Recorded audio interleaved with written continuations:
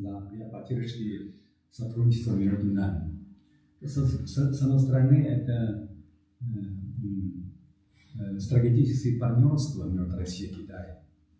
С другой стороны, это выгодный интерес, в первую очередь, наше правительство. Ну, конечно, я уверен, что ваше правительство, в том числе Владимир Владимирович Путин, как вы сказали, он тоже уделяет большое внимание. Да. То есть мы готовы с вами сотрудничать, мы готовы инвестировать. Как я нешуточно сказал, наш институт готов для вас. Да. Если вы приезжаете к нам, если вы будете постоянно работать в нашем институте или ваши коллеги, да, то есть мы, соответственно, будем выделять денежные поддержки. Мы хотим, чтобы вы работали у нас. А мы тоже здесь, конечно, будем инвестировать. Так вы напомянули, что мы будем заниматься выращиванием лекарственных растений для нашего сотрудничества, для нашего института. То есть, пожалуйста, если у вас какие вопросы есть, вы зададите, мы готовы сегодня ответить. Да.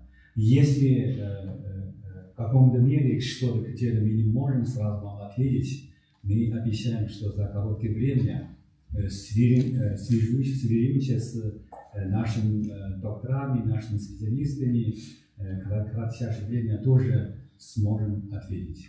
В будущем вместе с вашими коллегами уже доводить их до конкретных договоров. Но вот первое, значит, то, что вы сейчас сказали, Леонид Николаевич, это в отношении выращивания лекарственных растений.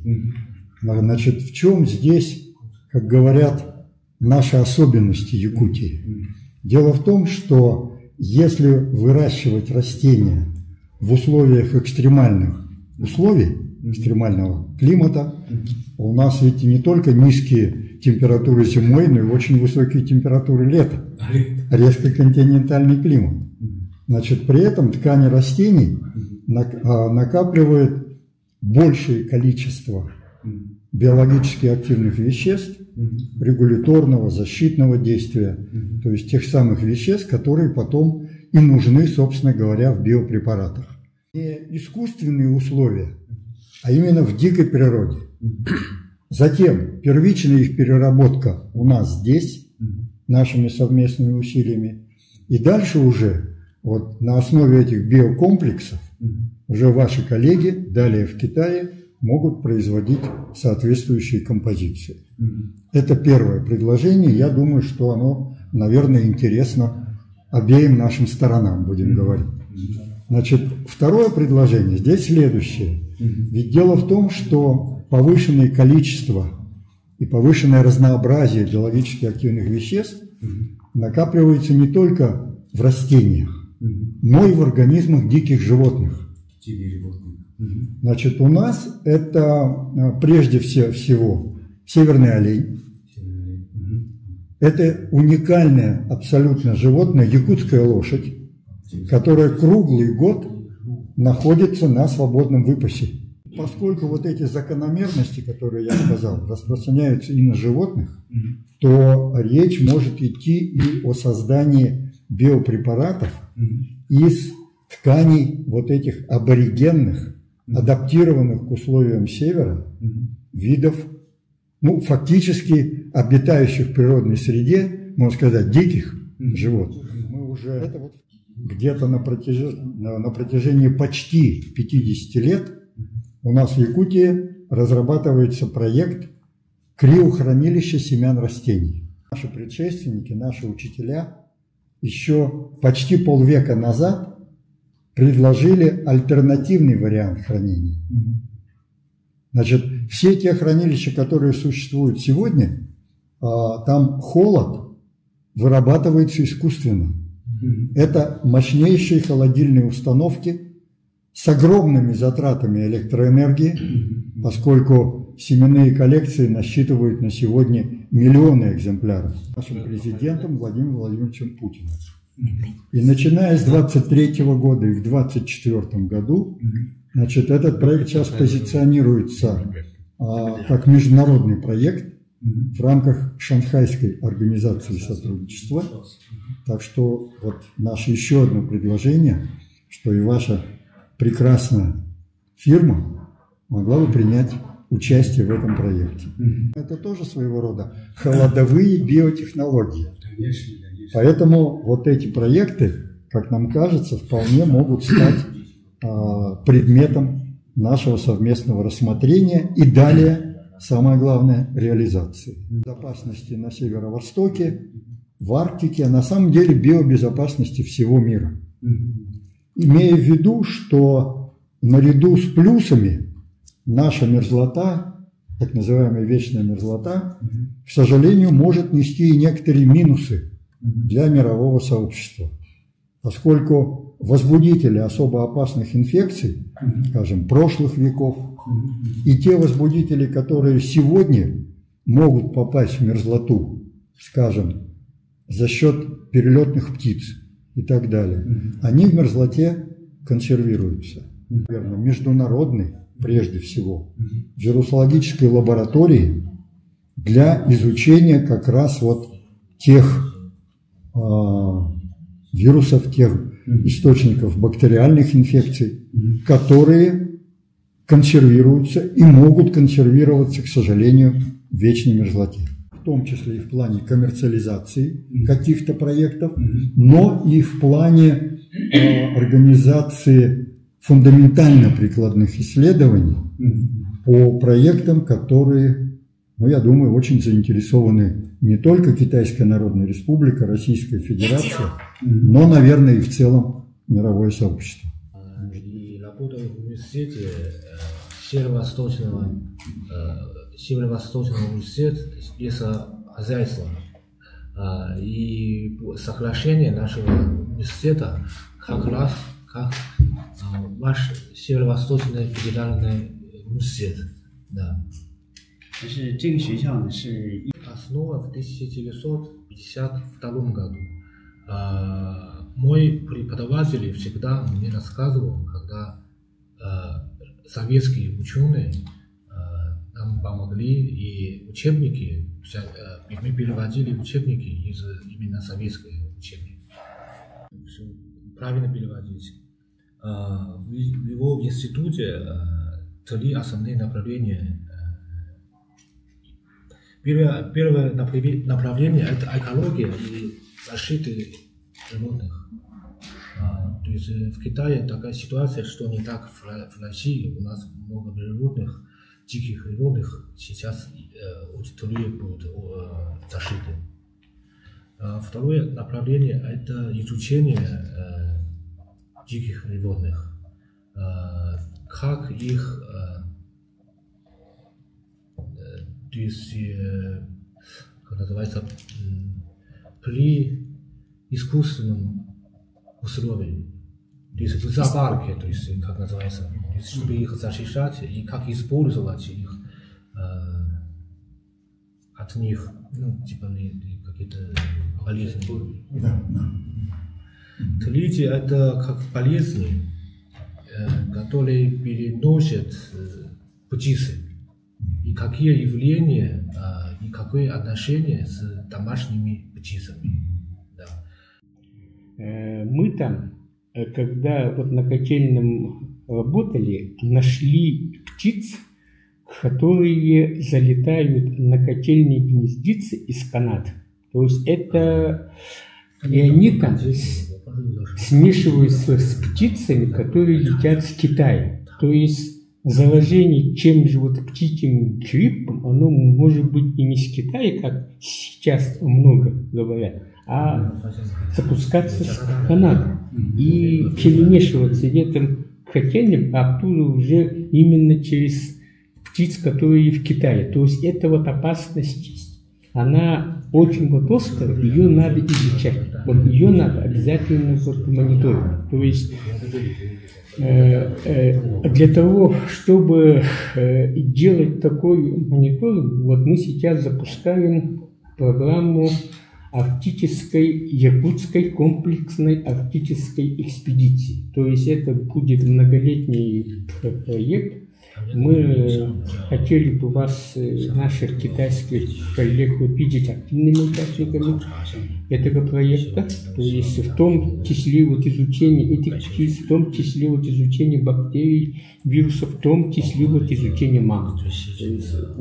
А там очень вот много чего. Там и животные есть, там вот и выходы, где технологии, как вот сырьевой вот источник. Ну, в общем, выходы там, может быть, вполне неожиданные. Ну вот я хочу сейчас немножко вот остановиться на мамонтах. То есть мы много копаем вот мамонтов, и уже много лет вот идут исследования, но они такие, очень их любят журналисты, да, это возрождение мамонтов. То есть здесь работают японцы, Южная Корея, американцы. Вот это очень вот интересная вот работа в том смысле, что мы завтра, скорее всего, вот мамонта не возродим, но здесь вот имеются очень серьезные генетические вот исследования. Вот работа с палео-ДНК, она, наверное, самая сложная во всей вот генетике. Вот самая сложная. И если и в этой вот области мы сможем сотрудничать, там вот запустить это дело. И вот эта вот выставка, про которую вот господин Шус сказал, что это как демонстрация достижений науки, это вот было бы отлично. То есть наука и вот выставка. Хотел вот еще сказать, вот российских вот сейчас в России выделяют гранты на совместные российско-китайские вот исследования. То есть не просто вот инвестиции из китайской страны, еще вот могут быть и вот инвестиции из российской страны. То есть вот если у нас вот будут соглашения, если будет интересный научный проект, мы вот сможем подавать на такие совместные гранты. То есть это в Якутске будет создан Всемирный центр мамонта. То есть очень крупный, амбициозный такой вот проект. Всемирный центр мамонта. Да, Всемирный центр мамонта. Кстати, вот вас как вот строителя это тоже может быть интересовать, потому что будет построено очень много вот объектов, в том числе и криохранилище мамонтовой фауны, уже вот мамонтовой фауны, там немножко другие вот условия. Научные лаборатории будут построены, будут такие вот выставки, развлекательные центры будет построен. То есть такие вот инвестиции, которые кто инвестирует, вот могут вот дать вот быстрый как бы доход. То есть вот этот Всемирный центр мамонта, мы должны до конца этого года закончить концепцию задач этого центра мамонта. Это будет экспертиза. Вот экспертиза, она эти вот бивни, которые вот будут вывозиться в Китай, как бы, вот так вот, если сказать, вот чипировать. То есть на бивень ставим чип, то есть вот контрабанды нет. То есть она уходит, и вся вот информация есть. Да. Это вот одно из вот таких вот небольших задач. Вот это вот тоже надо работать. И есть там вот идея, что в этом центре будет большой томограф, куда могут залезать, вот эти вот и пивни мамонтов, они же очень большие, скрученные, чтобы самым выдающимся вот бивням присваивать вот имена. Это как вот алмазами, это вот идея вот Леонида Николаевича, чтобы уже, как сказать, и цена была, стало понятно, когда этот вот мамонт жил, что вот нужно узнать. В общем, вот тоже как бы. Мы станем ближе и ближе. То, что вы говорили, то есть про Арктики, у них тоже есть команда, которая занимается, то есть изучает вирус. Они даже делали испытания на дикие птицы. что, то есть, чтобы учиться, с собой взяла какой-то, ну, то есть, бактерии или вирус, и поставили на месте, где очень холодно. И посмотрели, и наблюдали влияние после входа этого птицы. У них тоже есть сотрудничество с российской стороны. Особенно они исследовали лебедь. То есть лебедь летит из Китая в Сибирь, и потом возвращается. Они как бы тоже изучают, есть сотрудничество с российской стороной.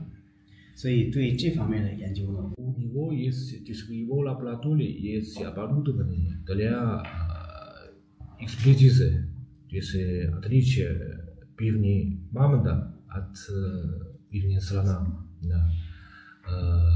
Они могут делать полную, то есть, экспертизу от уровня молекулярного уровня. То есть на этом плане мы должны с вами вместе работать, создать совместную экспертизу. 所以 Мамонтов и слона. Они использовали чипы и использовали паспорт ДНК. 所以如果我们要是 Представить все наши результаты исследований и все нашу технологию, если мы вместе создадим центр исследований мамонтов. Я считаю, что правительство наших стран очень обращают внимание на эту тему, и в том числе корпорация Xuanyuan тоже обратила большое внимание на мамонты. Поэтому наш министерство готов представить все наши результаты и все наши технологии.